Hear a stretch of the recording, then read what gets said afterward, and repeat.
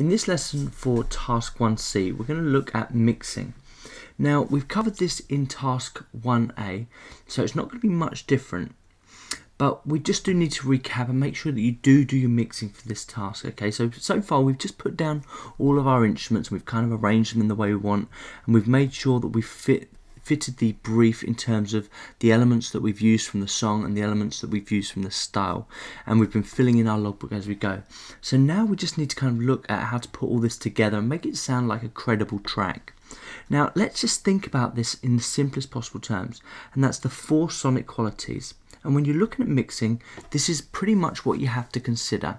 So we're looking at volume, we're looking at frequency, we're looking at panning, and we're looking at depth of field. So firstly, let's look at the volume. So every instrument needs to be placed dynamically in the actual track. So we've got a few tracks here, maybe 12 tracks or so. So each track has to be positioned in the volume. And I've just come along here and I've kind of positioned them relative to each other, making sure that I can hear each track in terms of volume. We also need to consider the output, remembering that we are trying to keep the whole mix below 0 dB, and if we're going to do mastering, we really need to keep this about 2 decibels below 0 dB, just to give ourselves enough headroom for the mastering stage, okay? So that's what I've gone ahead of time and done here. In order to control the volumes further, we're also going to need to use compression, okay? With house in particular, the compression is quite hard. Now let me just show you one of the tracks. Let me look at the bass track here. So the compression that I've used for this bass track, if you look at the ratio, is really quite high, and that's basically allowing very little dynamic range. So the difference between the quiet sections and the loud sections are going to be very, very minimal. And that's what I've found with house tracks is actually the dynamic range between quiet and loud is very minimal. So things like the bass track and the drum track, I've actually used compression in a really hard way. Normally I don't do this.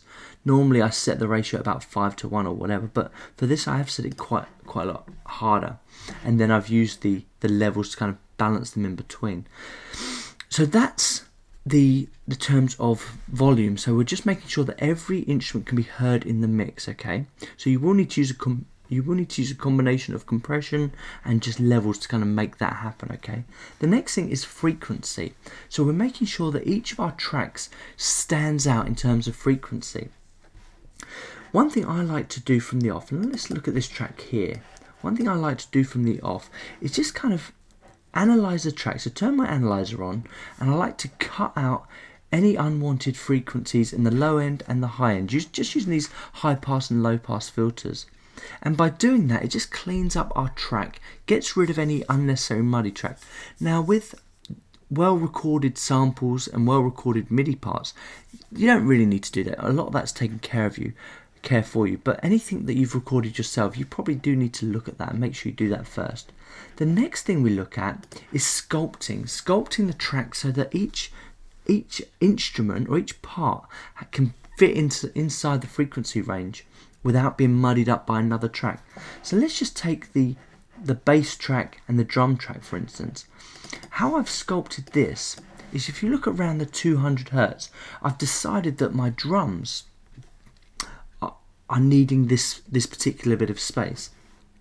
So all I've done is around 200 Hertz, I've just cut the bass frequencies and just giving my drums a bit of room. So if I look at the next track along, which is my drums, around the 200 Hertz point, I've actually boosted that. So, and that's sculpting it out, okay? So if you know that 2 instruments sit roughly in the same areas, like bass guitars and bass drums, so that's something you can do, or guitars and pianos, or vocals and lead guitars. If you know that they sit on roughly the same frequencies, using this technique of sculpting is really good. And if you want to find out more about the kind of frequencies that are being used, just turn on the analyzer and just look at the frequencies that are being used. That'll give you a really good understanding, okay? So I've gone across all of my tracks now and I've just kind of done this. I've done these 2 things. I've cut the low pass and the high pass filters just to get rid of any of the muddy sounds or any of the kind of trebly sounds, and then I've started sculpting the sounds that I want, and I'm not doing a massive amount here because the sounds that I've recorded are really good. I don't need to correct anything. So all I'm doing here is sculpting and giving my instruments space, okay? So you'll notice that any gain or any boost that I've used is very minimal. Very rarely will I take the boost or the cut above or below 10 decibels, okay? If for some reason something is causing you a few problems, you're not going to have that too heavily in this track, but when you've recorded audio and you're having problems, you are better off fixing that in the recording stages rather than the mixing stage. So that's frequency. So we looked at managing our volumes in terms of balance, and we've looked at managing our frequencies, and this is all about giving space, okay? So we've given our instrument space with frequency, we've given it space with dynamics and balance. The next thing is panning.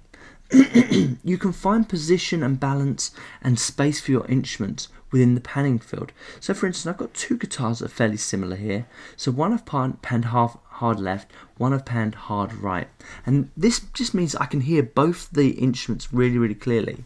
The other thing I've done is my piano sound, which is up here somewhere, I've put that dead center. So when these things are playing together and they're occupying the same frequencies roughly, I've actually panned them out so I can still hear them in terms of panning. Things like the drums. Now, if we go into the drums, a lot of the panning for drums is actually done inside of Ultrabeat. So if you come into Ultrabeat, let's try and find a better one. But you'll see the panning controls are here. So anything I've used, I've actually managed to pan inside of Ultrabeat, and that's why the drums look like they're at center when they're actually not. I've actually done all the panning inside of Ultrabeat. See if this one's any better. There we go. So you can see that the conga has a bit of right on it. This conga has a bit of left on it. This hi-hat has a bit of right on it. This one has a bit of left, and so on. Generally, as a rule of thumb, I'll keep the bass guitar, the bass drum, and the vocals dead center pretty much throughout the track. The main vocals, that is, not backing vocals, throughout the track, and everything else sculpts around those things. So that's panning. The next one is depth of field. The final one is depth of field. And this is making your track sound like it belongs to the mix itself, okay? And all I've done here, on bus 3, I've got this space designer. So it's just my reverb that I'm using. And I've just used this across the whole of the track in varying amounts, okay? So I've just turned it on across all the tracks. I haven't turned it on here, so let's just turn this one on as well. I will need to check it to make sure it works. And I'll just turn up that.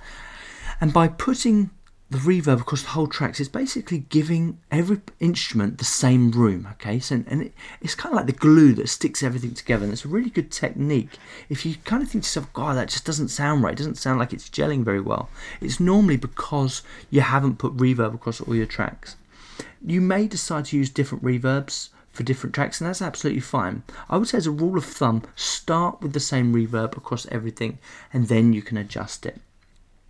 So that's the 4 sonic qualities: volume, EQ, so frequencies, panning, and depth of field, okay? After that, we have to look at using automation to shape it even further, okay? So if we come into automation, not everything is going to stay at the same position in the mix, okay? Sorry, wrong button. Not everything's going to stay in the same position. So you look here, I've got this synth 1 here, and I've got the automation set to pan.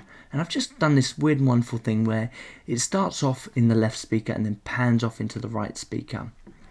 And then I've got these volume transitions, so I didn't want the bass to come in too heavily, so I've just put a little fade on it. Probably need to move that a little bit, but it doesn't matter. What else have we got?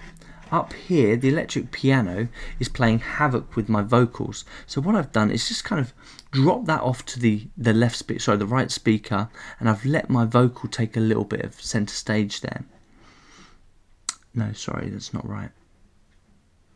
I did that for a reason. I think it might have been to do with another synth. It's this synth here. This synth here took center stage, and I just panned that off so I can give it a bit more room. And then the vocals, once again, playing with the piano, I gave the piano a bit more space, the vocals a bit more space, dropped it out, let the lead synth take over, and I've kind of manipulated the actual automation to make these changes, and it gives your piece a lot more life, okay? So you will need to go through your track, and one thing I say to my students is once you've set up your basic mix, then start the automation. Don't go straight to the automation, because once you start automation, it's very difficult to use the the mixing window, because everything that has to happen on the actual arrangement window. So get a basic mix first, and then start your automation. Panning and volume as your main two areas, but you can automate pretty much anything. And then what I'd say to my students is turn the loop tool on, and then go through every single part of your mix.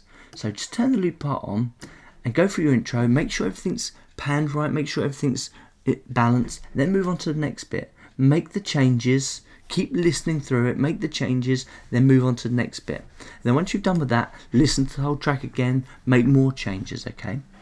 That's pretty much the mixing stage. One thing I would say to you, before you start mixing, just do a save as, and I've done it here. You see I'm on 1.3 mixing.